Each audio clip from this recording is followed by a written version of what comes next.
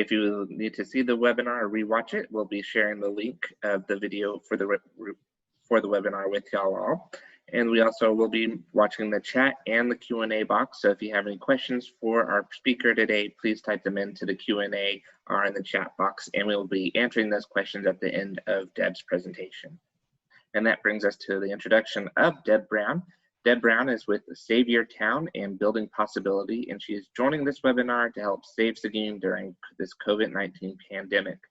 Deb Brown brings a wealth of knowledge and experience in small town chamber of commerce, foreign casualty insurance underwriting, bartending, managing internet stores and luggage stores, selling knives, and working with small towns. She's got a diverse background there.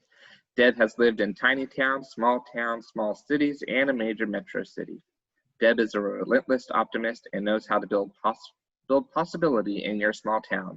Better yet, she inspires you to take small steps towards a brighter future for your community, and what better timing than amidst the pandemic. All right, and we'll turn it over to Deb so she can start sharing her screen. Hello, everyone.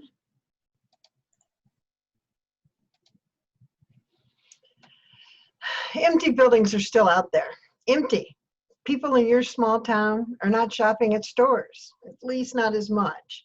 The stores that are open are scared. What if no one shows up and buys?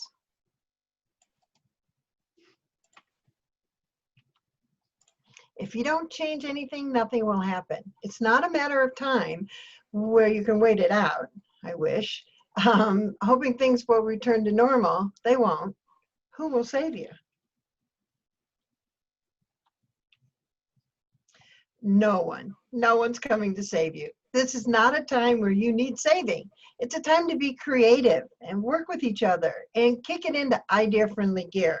And remember, you already have 99% of everything you need.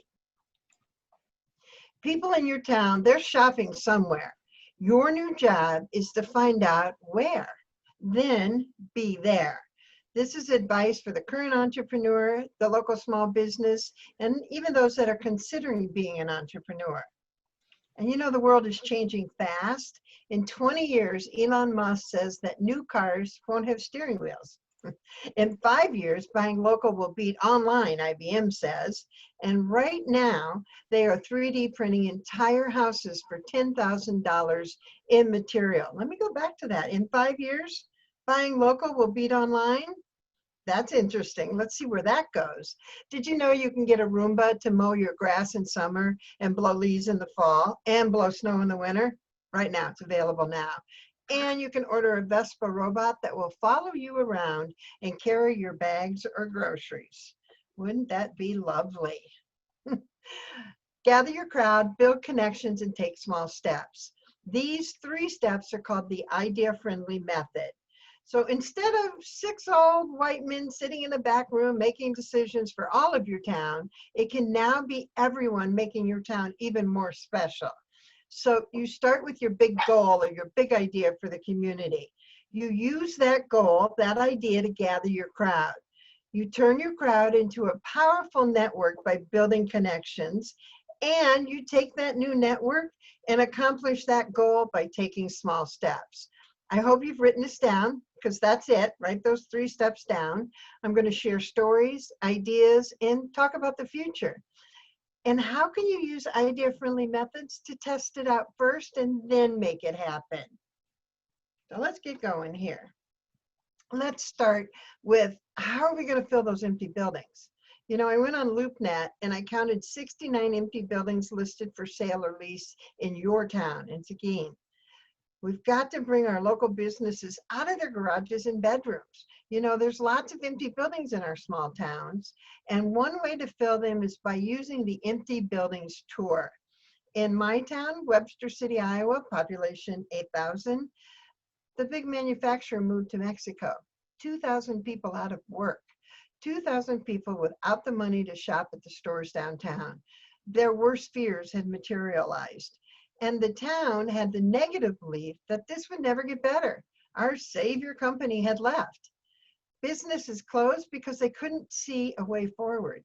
Building owners spent more time thinking about how they could use their empty buildings as a tax write-off or fill it with storage instead of trying to fill the building with people. No one wanted to talk about all the empty buildings. No one. Those buildings were a sign of loss, and who wants to focus on that? Sorry about my dog. She's gone though. Instead, we showcased the empty buildings and held the tour of empty buildings. Now, I knew we couldn't continue to ignore those buildings. We needed to showcase them in some way. I believed that we could fill the buildings and that right now there were people who wanted to fill them. I knew that we needed to show the buildings off, tell their stories, and dream about their futures. And it was going to have to be a project filled with lots of people involved in small ways and very transparent. We had to stop talking about it used to be this way and start talking about the positive ways to fill the buildings going forward. It had to be all of us saving our community.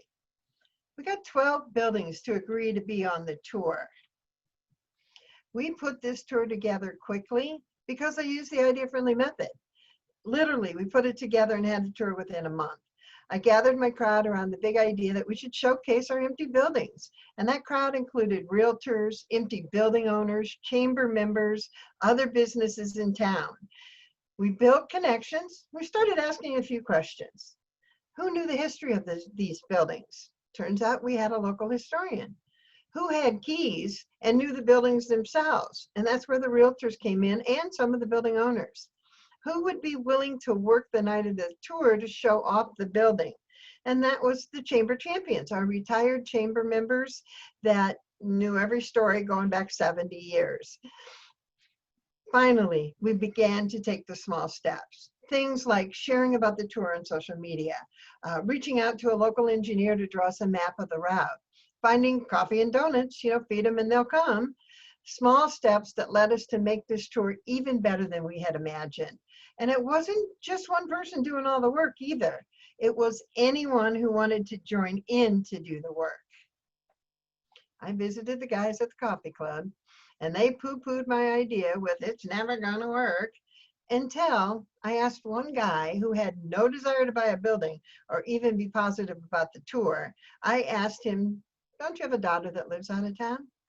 What would it be like if she moved back and started a business? His eyes lit up. He could care less about himself, but his kids and grandkids, that was his motivator. And he got the other old guys at the coffee club begin sharing that this tour was coming up. Now, one owner had 3 storefronts in a row, and he vacillated between being on the tour and not being on the tour. In the end, he put up a sign in the window that directed people to Al the barber down the street for more information. I don't suppose I have to tell you that those 3 storefronts are still empty.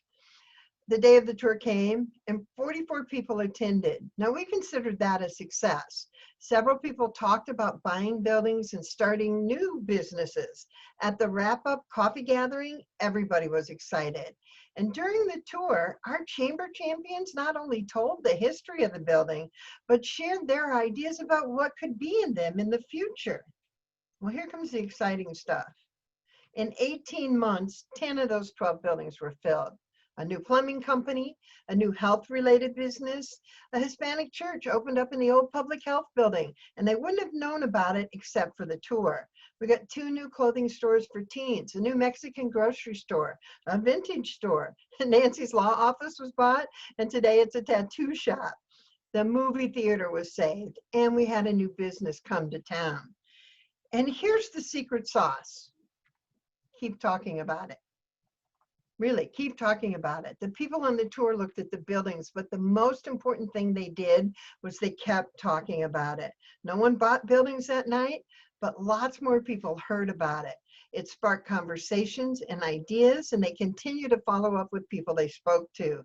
Some of our local business people shared the list of buildings with people they knew and encouraged them to move to a town that was moving forward. I wrote a lot of press releases from our chamber and sent them to other chambers and economic developers and state contacts. And of course, we were all over social media. Anytime a building was filled, it was put up there and lots of conversation was generated from that. Now, nobody bought buildings that day. However, the results over the course of the next 18 months really created miracles in our community. By the way, this image is this new store that came to town. One story that shows how important the follow-up process was our informal incubator project. We had a building owner that had several buildings downtown, empty buildings, and I approached them with the incubator project idea. I actually just made it up. I suggested put your buildings in the program and offer 3 months free rent and reduce rent for the rest of the year. Now the chamber, I was the director at that time, agreed to help the businesses that went into those buildings with their marketing. And the Small Business Development Center came in to help the business with creating a really valuable business plan, creating that business plan as they were in business. The benefits to the owner, at least their utilities were being paid by somebody else. And you know every building needs love, and this provided that. Now the business could leave at any time. Remember, this is a way to test out their business idea, or they could stay as long as they wanted to. Did it work? Yeah, it worked. We had this amazing Italian restaurant. They lasted a year, and they'd still be there if that husband wasn't offered a job 3 times his normal salary in another state. But we believe family always comes first. That's in our code of ethics in our town. Not to worry, the Mexican restaurant came from the Mexican grocery store. That store wanted to open their own restaurant, but they had to save enough money to buy a commercial hood. In the meantime, they took advantage of the incubator program for 1 year and not only introduced new food to the community, but saved enough money to get that hood. And the last business in there was a new and used store with an artist who collected the most unique things. Now, she did so well, she grew and moved to a nearby city, a little bit larger city. In one of the other empty buildings, Chicago Style showed up and brought clothing in every 3 weeks from Chicago. They did so well that they bought a building next door that was 3 times as big in the same block and have expanded into that and have added a couple of other businesses. One of my favorite stories was the movie theater. It was on the tour, and my first week on my job at the time, the movie theater closed. Yes, frustrating. Well, a group of us got together, formed a 501c3, and just started raising money. And by a group, I don't mean we held formal meetings and we drug this out for 2 years. We invited people to come talk about saving the theater. People showed up and we got together and got to work. The high school students made us movie trailers, and they named our group HERO. And that stands for Help, Entertain, and Restore Organization. Well, we had to buy the building first, and Wells Fargo owned it, and we could not get them to answer the phone to talk about buying that building. So I found out their national marketing department was in San Francisco, and I sent them a quick email and left them a voicemail message talking about, you know, we could share how good they were by helping us with the price on this, or we could share in lots of small rural towns where Wells Fargo is about how awful they were. Funny how they answered so quickly. And yes, they donated half the price of the movie theater. We asked everybody to come, an open call, made a call out for the community to come and help clean up the place. And people came when they could, and they worked for free. You guys know what it's like for fundraising.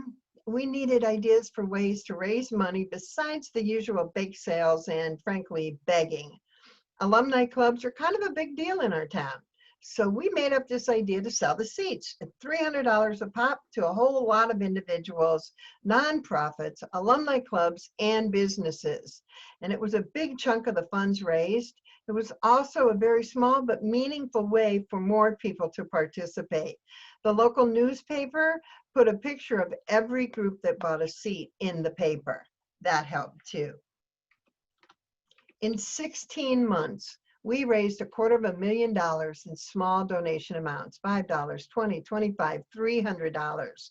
We bought the building, we revitalized it, we added the digital equipment and hired staff. We didn't want to use volunteers. We wanted to create economic development in our own town. We also created activity, energy, and momentum. People were so excited to see the possibilities. Now, what else can you do with old empty buildings? Well, I'm going to share the single best strategy to fill empty buildings with businesses, but it's not the same one building, one business strategy. The single best strategy is to divide the buildings up. Now, this is Cobb's Common in Napanee, Indiana. It's an old factory with 1,000 square feet of space, and it sat empty for years. They were the people that actually made the Hoover cabinets. There was little chance another big manufacturer was going to swoop in and fill that entire building up. So a local family bought the factory. Now they've since opened it up a little at a time for smaller uses. There are 9 retail spaces. There's an ice cream shop. They have both large and small event spaces and even a business center. And they still have a lot of room to grow in the future, but rather than waiting until someone was ready to fill the whole thing, they split it up. And now they have a thriving retail space. Make a space that multiple businesses can divide and share. This is a large old JCPenney's that had been empty for a long time in Washington, Iowa. And Kathy Lloyd shared with us that it was just too big for one retail store. They have about, I think 6,000 or 7,000 people in their town. So that building sat empty for quite a while. But then Kathy and a group of women got together and brainstormed, and they came up with the idea of the village. And today that store looks something like this. It's a space that multiple businesses can divide and share. It's a space carefully designed for compatible small retail shops. The table, the wall, the tree, the boutique, those are all individual stores. It's a perfect way for a person going into business for themselves to try out their idea, test the market. There's a lower investment. They don't have to spend thousands of dollars to buy a building, fix it up, purchase inventory, and pray that someone comes in and buys. Now, besides splitting up spaces inside of buildings, you can also split up buildings by season. There are buildings that are large and only used part of the year. The boat storage location in Roscommon County, Michigan is a great example. The building's full in the winter, but empty in the summer. On one of my visits there, I toured this building with a group of local people. Together, we found a quick way to use it in the summertime by brainstorming.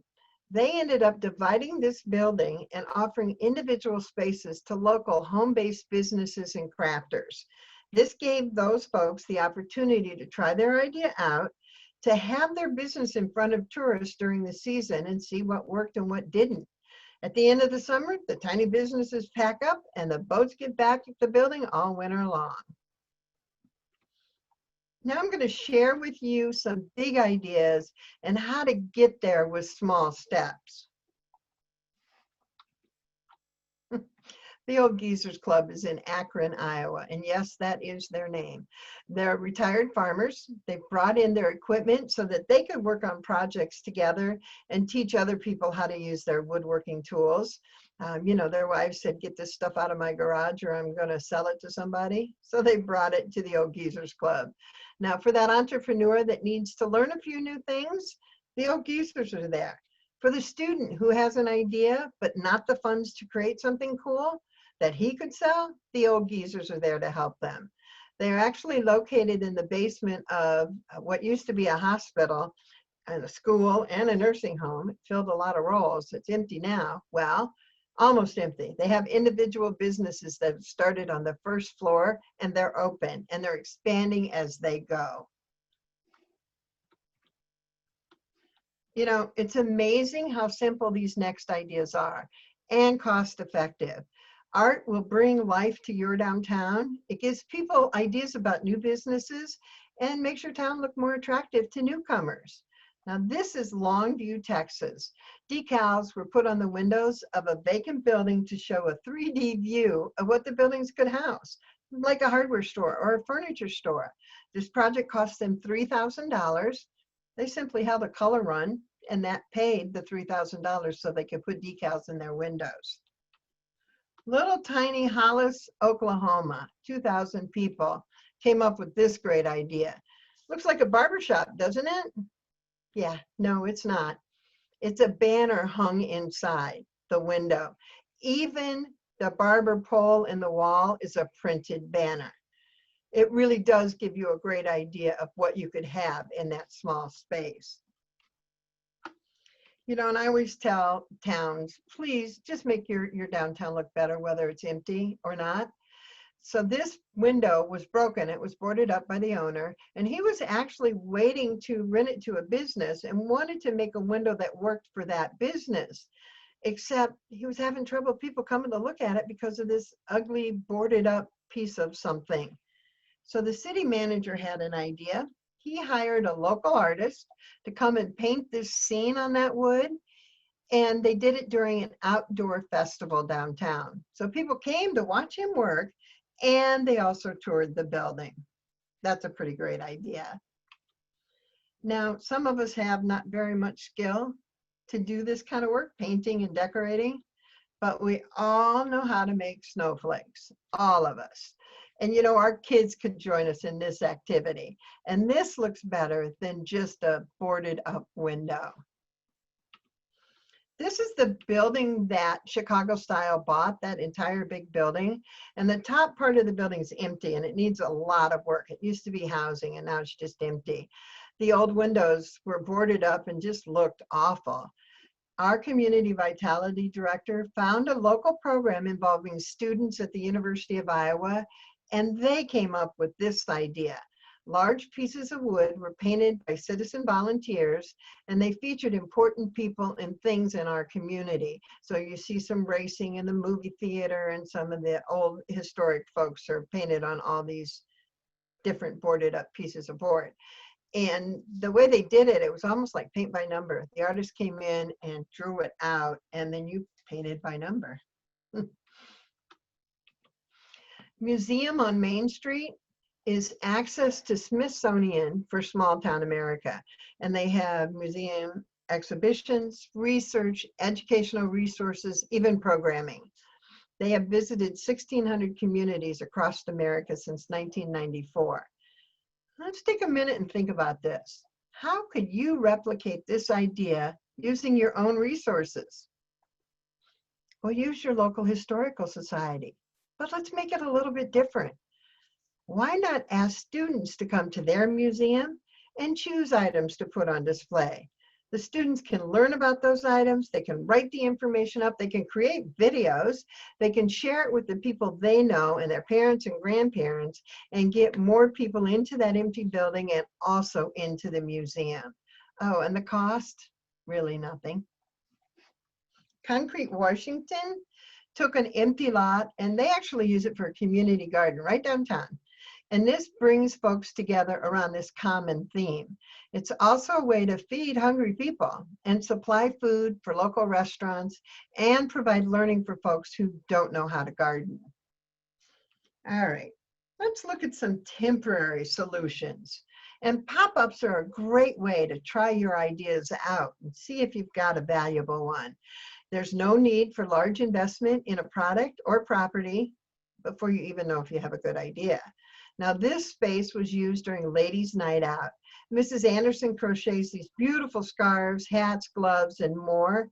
And she sold out in one evening during that event. There are some stores that have spaces for rent already. What if you popped up a store inside of there? This could be another store's second store during the holiday season. Or maybe a winery that's out in the country might want to have a tasting and sell some wine over a short time period. A home business could try selling their products there in a trial run, or even your nonprofits that actually sell things could set up in this kind of space. This is one of my favorite stories. It's an empty space inside the coffee shop in a store in Minnesota. They used the wall to feature photos from a local photographer until they could rent it out. So if you can imagine, you walk in the doorway, and on this side is the coffee shop, and on this side it was empty. So they wanted to rent out that side. They invited a local photographer to put her pictures in there and her business cards. Now, you can do this in any business with a blank wall. It doesn't have to be retail. It could be service too. In Goffstown, New Hampshire, their local artists put up paintings on the walls in places like the local insurance company. They also fill up empty buildings with their paintings until that building is sold or leased. Yes, I call this kettle crack for a reason, and you'll hear this story. This is my friend Sean Anderson. He loves kettle corn. He was making it at home and just giving it away to his friends. And they told him, you know, you should sell it. So he built this tiny setup and put it in his front yard and began making kettle corn. Now, he would just text people when it was ready, and folks would drive by, hand their $5 out the window, and get a bag of kettle corn. It was really successful. And then he decided, well, I'm going to go a little bigger. Let's try out a kettle corn wagon that I can pull behind my truck. And he built that too, visited the small town festivals and fairs and events. Again, very successful. Loved his kettle corn and his lemonade shake-ups. He went to the city and said, hey, can I sell on Sundays in the park over on that corner? And to their credit, they said, sure, of course you can. And he started to experiment with soup and sandwiches. And that didn't work out so well. Folks just didn't want to get soup on the go. No big deal. He tried it. It didn't work. He stayed to kettle corn. Sean saved his money and bought a coffee shop that was for sale. He was still working a full-time job, and his new wife ran the coffee shop. Today, they both work there full-time, and they also sell wine from a local winery, sandwiches that people really do love. They just want to sit down somewhere to eat them, coffee, and of course, kettle crack.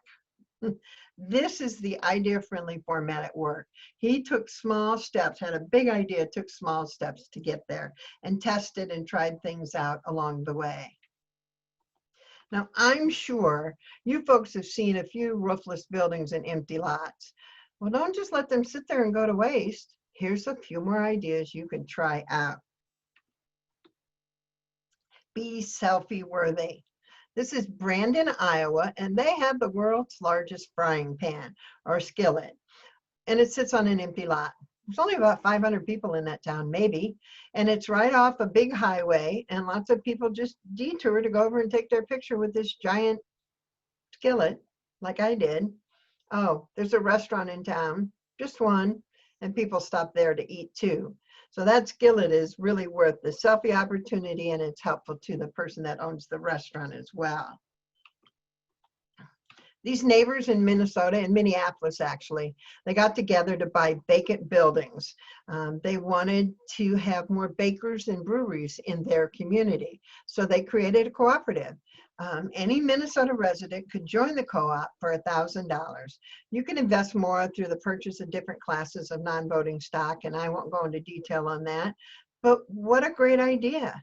Bring people together to buy an empty building and then put in there what you want in there. I like it.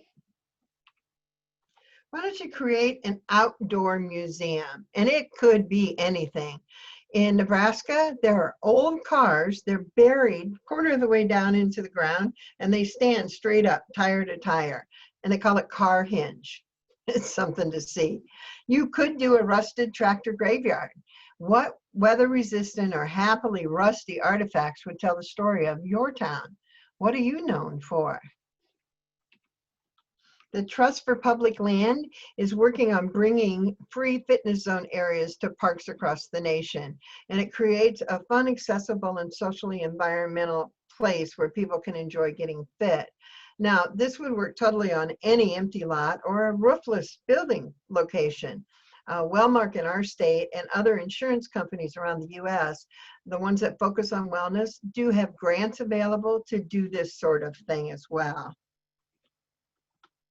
This is 107 Grand in Paris, and it's a roofless building, finding a new life as a beer garden.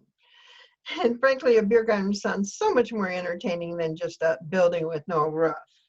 And of course, you probably know that's Paris, Texas. Look how beautiful and inviting that looks. That small little gray place in the back was a building they built inside of it to have their kitchen. But you know what? You could start off yourself in an empty lot or an empty building, roofless building, with just a place to sit and have food trucks come by and sell food. Take your small steps and build upon that. See what works and what doesn't work. I love this idea of a centralized dog park. This is in Mexico City. It's a little pocket park in a neighborhood, and it's become a central gathering place. And imagine you could do that in your town, and it doesn't have to be all grass, obviously. I think it's pretty beautiful. Now, not everyone wants to work in an office, in a field, or in an industrial setting. Many folks just want to do their own thing. They want to be entrepreneurs. This is Tynesta, Pennsylvania, population 500. It has sat empty for 10 years, right in the middle of downtown. The building had burned down, and no one wanted to build another huge building. So one of the economic developers had this idea to clean up the lot, fill it with garden sheds, put false 1800 fronts on them, and they did just that, creating the tiny market village. There are 11 sheds now, and this is what it looks like today, using inexpensive garden sheds to create a bunch of tiny businesses. There's a winery that has a location out of town but sets up here. There's an artist. There's a woman that sews American Doll clothes. There's a place to eat, just all kinds of places. And they rent them out for about $75 a month. And imagine. Of course, this would work in a roofless building just as well as an empty lot. Now, I just read about some exciting news in your community. Chad McNair, the CEO of Coffee Tech, you may not know, but he was one of 26 Central Texas professionals that was listed in 2016 for the award Entrepreneur of the Year. You can bet here's a man with a few visions, and he's bringing them to you. So here's my idea for Chad. What if Coffee Tech sampled their coffee in an empty building downtown? Or showcase some of their products in a building? Shoot, make it a party. Pop up for a day or two. Invite everybody and your neighbors to meet the CEO and ask questions. Try the coffee. He's bringing 91 jobs to your town. Wouldn't it be great to meet him in this kind of environment? Certainly more interesting than a walkthrough. Pascagoula, Mississippi had this big old dirty lot downtown. And after Hurricane Katrina, somebody had a great idea to use the leftover housing from FEMA to build out this place called Anchor Square. And they built a deck around it too. And you do realize they just made the idea up. They also have green space and room for pop-ups and small vendors to try their even smaller ideas out. And those folks become the pipeline to continue filling the tiny houses. And the people in the tiny houses can go into empty buildings downtown. You know, don't do all the work yourself. Let some other people decide. Let community groups or school kids take over an empty space or an empty lot just for a month. Share their ideas. Give them a free hand. I'm betting some great ideas are going to happen because you do those kind of things. Now, where do you find all these entrepreneurs? Well, this is a picture of an event we do in my town called Junk Fest. And junk with a Q stands for people that sell antiques all the way to not quite flea market. It's a wide range of things, including professionals that do it for a living, to folks that only go to the fairs and events, to people that have grandma's furniture they want to get rid of. It works really well. And all you have to do is go around and talk to folks. What if you could get a couple of people to share a space in an empty building? Maybe you can convince that building owner to be part of an incubator project. These are just thoughts to think about. Okay, another place to look for them, Etsy. Now, this is Tumbo Pottery, and the way I found them, I just did a search for pottery in Iowa on Etsy and found these folks. You can search, you're a little bit bigger town than my town is, so you can search for Seguin and see what shows up, and then contact them, reach out to them. Maybe you have a furniture store that might want to partner with someone that makes candles and give them a little corner to sell candles in the store. Use your imagination. Brad Martin, oh boy, this kid has raised over $250,000 on his WTF project on Kickstarter. And WTF stands for Wrench That Fits. He has created titanium wrenches and titanium key openers, all kinds of cool things. He only sells online. He doesn't have a retail place. And our town's working on him to get him into a little bit larger industrial area so he can make even more product. He's a smart marketer and learned how to use Kickstarter very well. And social media. Now, social media is my next topic. Facebook is a great place to start. Just post what you're looking for. Maybe it's artists or crafters or whatever. Instagram is great for finding locals that are already doing cool things. These Alexander brothers are in Timberville, Virginia, and they use Instagram. There's 4 of them, and they hand make really cool products out of local wood. I bought a cherry cutting board from them. Just absolutely beautiful. They share the process on Instagram. They do a lot of video. They do participate in local festivals, like a pop-up. Now, would your store want to give them a space? A store already in existence, give them a little space on the floor to sell some of their products? Maybe so, and you may have someone in your neighborhood already doing this. Don't forget your friends and family. I'm always amazed at what my cousins are up to. One is a barbecue expert, and he started out just cooking at home and traveling around and entering contests. Now him and his wife have a small space in town that they put a commercial kitchen in it where they cook their food, and they have a food truck that they take around to different locations throughout the summer. Just look right next to you. All right, we're going to shift a little bit, and we're going to talk about rural trends and 3 rural trends that are not going anywhere. So let's take a look at those trends and what's here and almost here. And those can be your idea-friendly big ideas. And these rural trends bring with them new innovation and new possibilities to do this work right where you are. And as I share this, please think about how you could be involved in a smaller way. The 3 trends are agriculture and food production, energy and natural resources production, and wildlife and nature conservation.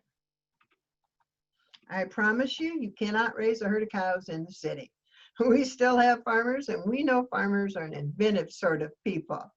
Some of the innovations coming from ag are drones. And now drones are actually pretty easy to use, and they monitor your fields right down to the soybean leaf. Another thing that's new is EFR, which is electronic field record. And this includes weather, soil data, farm practice, workflow, and visual imagery. They take all that information and apply it to artificial intelligence, who kicks out automatic recommendations to help farmers make better decisions. Don't roll your eyes. Blockchain used to confuse me too, but I found a good explanation. Blockchain is a distributed database existing on multiple computers at the same time. It is constantly growing as new sets of recordings or blocks are added to it. So each block contains a timestamp and a link to the previous block. That's where you get the blockchain. It also provides a single source of data and record keeping for farmers. It will track in one place your contracts, inventory, and farm management so that you can make better decisions as things go along. Plant tattoos. Well, on corn, they measure the plant's use of water. And many other technologies, think about it, can grow from this idea. Maybe you might want to measure the structural integrity of buildings, or test crops for diseases, or even monitor the environment. Let's go to the second rural trend, energy and natural resources. Now, oil's peak production is expected to be around the year 2040. Natural gas will be around 2060. So when they run out, are we going to be ready with new green energy solutions? And, you know, green energy brings new green money. And the innovations coming from energy and natural resources include things like artificial photosynthesis. It's the process that plants use to generate energy, and its byproduct is hydrogen. There's zero emissions in hydrogen fuel. The problem is, how are you going to replicate the photosynthesis process? Believe it or not, scientists are working on it right now. They're making headway. Here's another great one. What if you could charge that electric car without having to plug it in? Using the power from road friction that's being explored right now to do that. It means those of us that live in the country could actually have an electric car and drive it somewhere other than just downtown. Liquid sunlight. Sounds kind of space techy, doesn't it? However, scientists are working on creating a liquid that could store sunlight for up to 18 years. Crazy thoughts. These devices are covered in solar power leaves. The 3D printed solar trees, those are leaves, and they harvest solar energy. And they are so much better looking than solar panels. And those are available now. The next trend is wildlife and natural conservation. Back in February 2019, the Senate passed bipartisan legislation that offers monetary prizes for technological innovation in the following 5 areas. There's the prevention of poaching and wildlife trafficking, the promotion of wildlife conservation, the management of invasive species, which you can see in this picture, the protection of endangered species, and the non-lethal management of human-wildlife conflicts. And we know that all 5 areas are really important to rural areas. Some of the innovations coming from that are facial recognition for fish. No kidding. According to the Smithsonian Magazine, a pyramid-shaped device guides the fish into the camera that recognizes their face based on a pattern of dots on their snout and gills, and also scans their entire body. The fish show a sign of problem, it's then guided to a holding pin for individual treatment. Crazy stuff. This is even better. Batteries that run on blood. Now, blood significantly improves lithium oxygen battery efficiency, and the effect on the environment from the way we currently use the ion lithium batteries and the inefficiency of it could be vastly improved. And using blood is one way to do that. Now, all of the above innovative procedures and technologies are going to need a supply chain to support their growth and development. Producers, vendors, transportation companies, warehouses, distribution centers, even retailers will be needed. The functions in that supply chain include product development, marketing, operations, distribution, finance, and customer service. There are many ways to support any one of these trends, and by looking at the supply chain growth, you get the idea that rural is well adapted to providing these solutions. Yeah, wrong one. Finally, visit your schools and their teachers. What are some of the students creating in their ag classes, in shop class, in art class? Now, how could you get them involved in creating small businesses out of their own passions and hobbies? Now let's go to what about COVID? Well, what about COVID? Today there's no vaccination.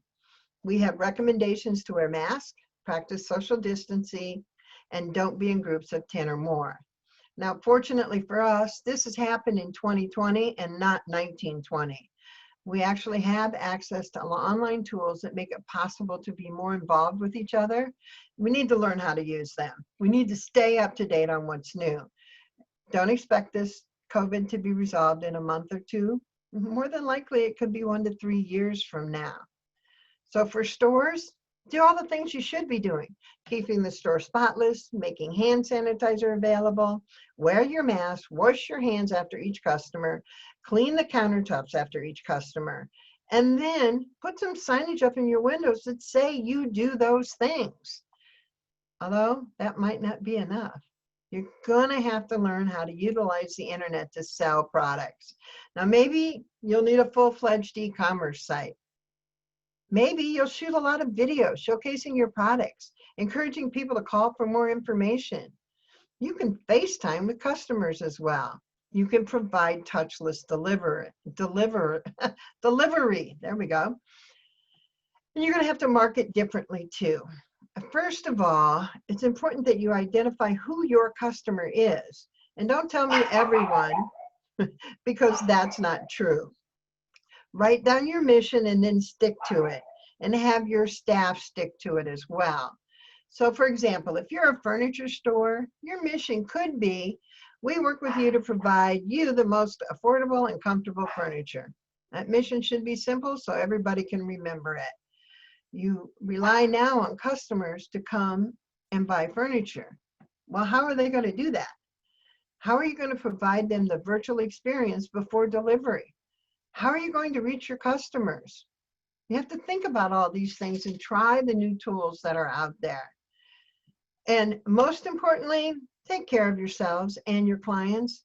Be willing to try new things and take small steps. Become an idea-friendly town. Right now, we're watching the next revolution as it emerges. Tools you're already familiar with and already using are leading us into the revolution in assistive technology. And I'm talking artificial intelligence, augmented reality, virtual reality, that blockchain, robotics, voice recognition, smart assistants, sensors, the Internet of Everything. They're all emerging, and they're all changing the way that we're going to work in the future. It behooves you to become familiar with what they are and to find ways that maybe two of them could work for your business. Watching these innovations come to life is giving us so many ideas about how rural can be more involved. But how are we going to get from here to there? Simple. We're going to take small steps. We're going to try new ideas out. We're going to work together. We're going to become an idea-friendly town. Thank you so much for being a part of this today. I do have a gift for all of you that will explain idea friendly a little bit better. It's a 30-minute video, and you're going to learn how to get started with this idea friendly method, and it shares some more examples as well. Kyle? All right, so if you have a question for Deb, please feel free to type it into the Q&A box or the chat box. Or you can also raise your hand and we will go ahead and unmute you. We do have one question already. Okay.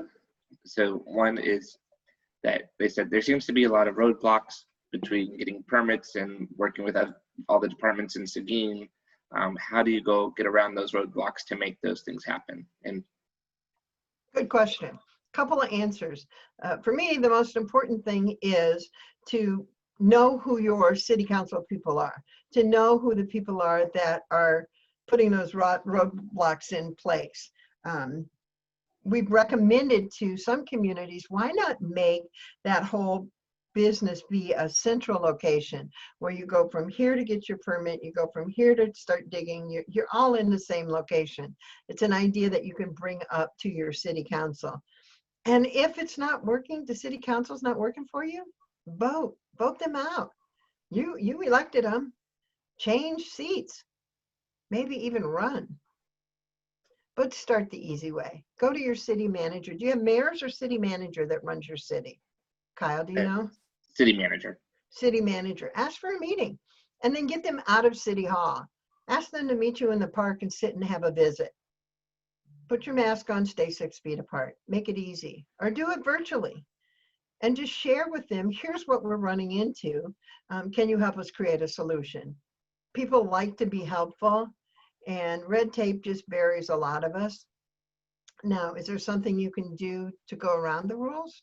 Can you just do it and maybe pay the fine? That's what I would do. If the fine was only $20, and a lot of your old rules are old rules, and they can be changed as well.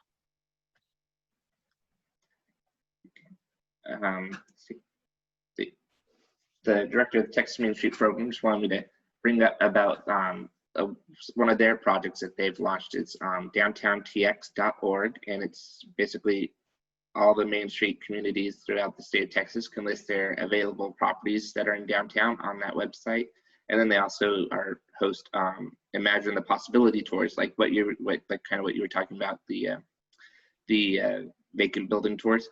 basically it's the same thing, and try to get people to imagine what could be in these vacant spaces. And so we've done one of those here in Seguin, and it's probably about time that we do another one. So.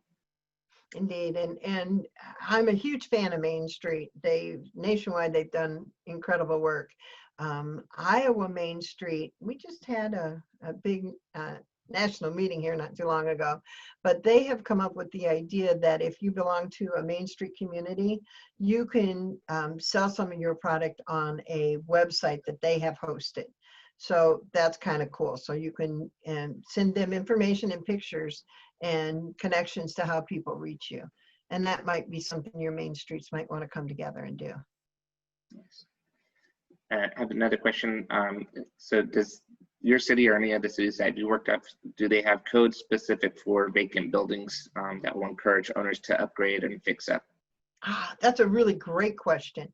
Yes, there are several communities around that have written vacant building codes that say after 6 months, I think Paulding, Ohio was there said 6 months, after 6 months, then they started to get fined, and after a set amount of time, the city will take over the building.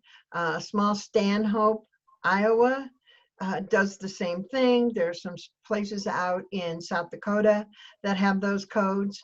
If you're interested in learning more about it, just shoot me an email at Deb@SaveYour.Town, and I can share some of those codes with you, or links to those codes, so you can see what they look like. Yeah. So I think they're also asking, so if the first floor is occupied but the second floor is vacant, do they address that as well? I haven't seen anybody do that. That's pretty interesting. You can do anything you want. Code is code. You can write code any way that you want. But what if you looked at, in my state, for example, they have extra funding for second-story housing. What if you found a way to help them get funding to do something with that second story? And that's just smart people getting together and having a conversation and building those connections. Who do you know? Who's doing this? Who's doing that? And bring your Main Street in, and bring your mayor in, and bring the people that are more involved in a statewide effort to see what they can come up with.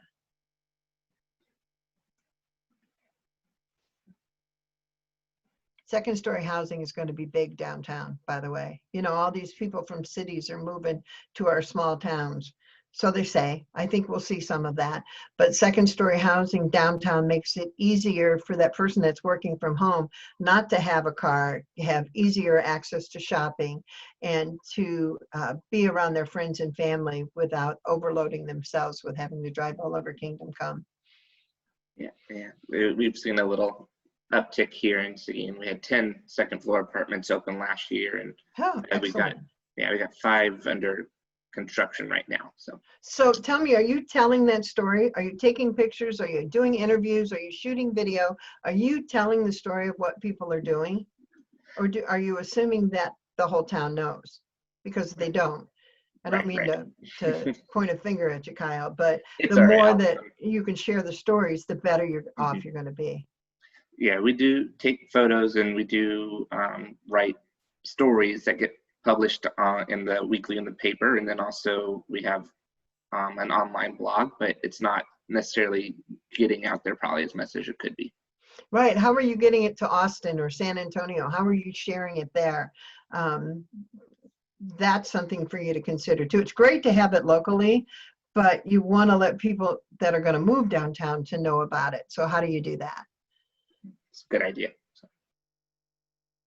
You know what they say, write once, use it 6 times.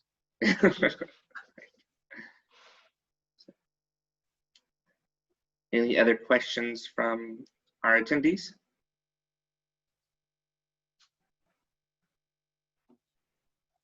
All right, well, we hope that you wrote down the website, the SaveYour.Town/free, to go watch that video for free. And definitely check out SaveYour.Town for more information as well from Deb and her partner, Becky. They've created a great website and provided a lot of tools for businesses and communities to use and to become an idea-friendly city. And really help save save rural cities. Excuse me, I keep stumbling over my words today. And let me just say one more time, Kyle, I love to hear your stories. Please feel free to send me pictures, email with your story and what's happening in your community, because I'm going to share it too. Well, that is good to know. We can definitely do that. So thank you all for being on the webinar. We hope you'll join us for our last webinar tomorrow on experiential retail. And we look forward to that tomorrow, and there's still time to register. And thank you very much, Deb, and thank you everybody for attending. And once again, thank you to our sponsors, GBC and Adler's Pierce Realty. Thank you. Y'all have a great afternoon, everyone.